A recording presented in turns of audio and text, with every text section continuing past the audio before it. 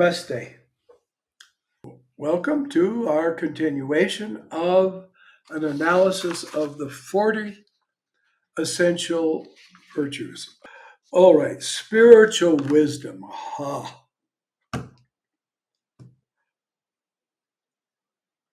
Actually, I've known degenerate people in India who say devotees don't have to follow the rules.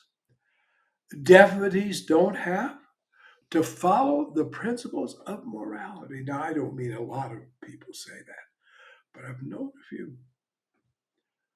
I kept away from them in the future. I didn't want them to pick my pocket. So, Jnana, and he says discrimination between what is real and unreal, meaning and what is true and untrue. It is being judgmental, the bugaboo of American spiritual people. It is knowing this is true, that is untrue. This is beneficial, this is harmful. And this is real, this is not real. This is reliable, this is not reliable. This is eternal, and this is not eternal. To see it and go only for the highest, for the eternal, the true, and the real. And that's not believing in it, that's knowing it, because jnana means knowledge, not faith, not pretty much of an assurance or a pretty good idea, but it is really seeing it. But you see, your mind is a mirror. If you do not clean the dust off the mirror, take off all the gunk that's come there from how many thousands of births, and make it absolutely clean, will it show the face of God in us? So purification is absolutely a part of jnana. It's the only path to jnana. And that's what sadhana is. Sadhana is the opening up, the clarification, the refining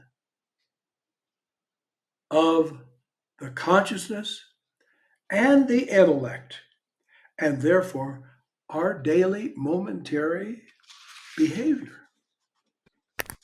It's incredibly important to understand this.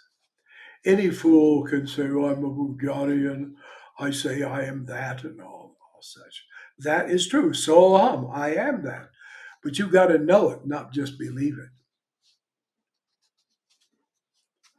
All right, dispassion. Actually, Vairagya is the word. Complete absence of attachment to anything pertaining to this world or the next. See, adds to the next because there are people, oh, I want to go to Loka, to Krishna Loka. I want to go to Rama Loka. I want to go to a Devi Loka and say, oh, wonderful are you, God. Day in and day out, we're chanting stotras of praise to the deity. Foolishness. That kind of a world is as delusional as this world, and is even more dangerous because it's so happy, it's so perfect, and it satisfies our lower intelligence that we maybe never get along. And you stay in those heaven worlds for 50 billion creation cycles if that's your wish. But it's because you like dreaming and you are not interested in awakening. Because when you wake up, the dream is gone. That duality is gone. But it's, of course, our choice as individuals. But this is so important. Seeing what's real and unreal, and becoming disinterested in unreal, not hating it, not despising it, saying, well, is it real? I don't have to bother with it. I don't deal with it. But And samsara, wherever you see we're born over and over in this world, then we go up to an astral world.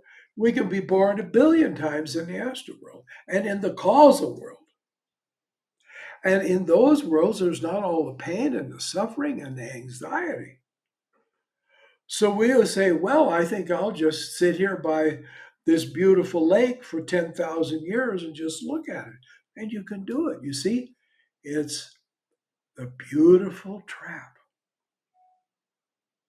the beautiful trap. And only those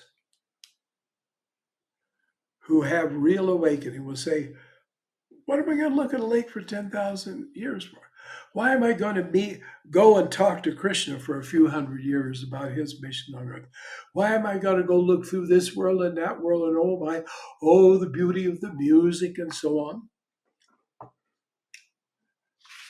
And if you have a hankering for women, the heavenly dancers, poor women, they don't get to have any hunky men dancing for them, but the men get to have the stars, the heavenly dancers. See, ignorance will always out, as will jnana when it finally does arise. So then, that we shouldn't want anything of either this world or the next, not because we despise it, but because it shrinks us down. It narrows the scope of our attention and therefore of our consciousness. It's not evil, it's not harmful, but it is a block, it is an obstacle. Therefore, we have to work on continual expansion of consciousness until we reach the point where there is no idea of narrow or wide. And we found that unconditioned infinite being. And Tatvamasi, thou art that, you are that. It isn't something different. See, you're never a car, but you go out and you work and you make money, you get a car. But that realization is awakening into who you really are. In a sense, you don't find God, you find yourself. You don't attain God, you attain yourself. Therefore, there must be this self discipline, focusing. Now, it says control over the mind. Just controlling your mind doesn't get you anywhere because it's not very real anyway. So it's not that. It's focusing of the consciousness, focusing of the awareness, you understand? The buddhi, the intelligence. And not just being so somebody can stick a skewer through your cheek and it won't hurt you. That's for animals. And we're not animals. We're talking about a point where it isn't just the lower mind, where the whole consciousness is put there and merged there, united there irrevocably. Then we're a jnani. Otherwise, we are not a jnani at all. And then what comes with it, which will then can be our last point. Let me mark it here. Control of the senses. Then Sri Goyanka says, there are 5 senses of perception. You see, we hear, we taste, we smell, and so on. And 5 organs of action. They're the hands, they're the feet, the tongue itself actually tastes, but it also acts. So anyway, there are these things. Their control means bringing them all under subjugation and using them according to one's discretion. But it's discretion, your intelligence, not like, oh, that's evil, I don't want to do be a sinner. Oh, that's virtuous, I want, no. That's real, that's unreal. That's what really matters. Because in this world, it's a kind of a dream. So, in one sense, It's a thing and it's a flaw of the mind to steal. But in the view of infinity, you didn't do anything. Actually, our life in this world is like a training film that we learn how to walk through it so that we transcend it. We use it. When you're down at the bottom of the stairs, you want to get to the top, you use the steps as you go up.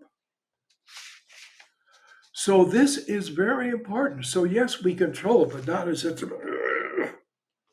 no. That's what yoga is all about. Genuine sadhana opens your awareness, opens your will, your real will, your atmic will, and you see the way to go and you like it and you go it. The truth is, it's incredibly easy, but not without real yoga. You know, that's not real yoga. That is work with the bodily energies, nothing, no complaint. But don't let anybody tell you it's sadhana. Don't let anybody tell you circulating the currents around the spine is sadhana. It isn't. It's hatha yoga. In real Indian understanding, by real Indian teachers, they'll tell you even so called Raja Yoga, which is working with the breath, is the very highest hatha yoga, but it's still purely physical. It isn't even getting into the mind or the emotions and never even near the intellect. Please be aware of that. This is absolutely important also. So, only 1 minute over the time. So then we will continue on. We've covered 14 so far. And number 15. What could it possibly be? Well, next time, everything will be revealed. Namaste. Thank you.